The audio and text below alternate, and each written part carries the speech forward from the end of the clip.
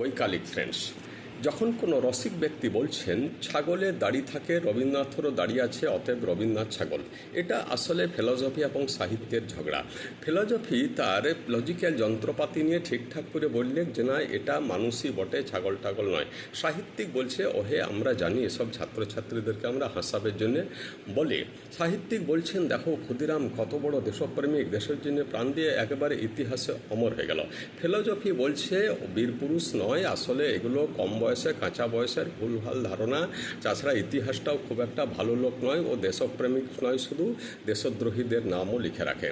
যখন খবর পাওয়া গেল যে আইনস্টাইন নিজের ঘর এবং খাবার খেতে ভুলে যেতেন, তখন সাহিত্যিক বলছে এসব বিরাট ট্যালেন্টেড লোক, এদের ছোটোখাটো ব্যাপারে অনেক কিছু মনে থাকে না, স্বাভাবিক। কিন্তু ফিলসফি বলছে না না, দুর্বলতা কোনো এক জায়গায় অবশ্যই ছিল, ওটা না থাকলেও চলত। নমস্কার।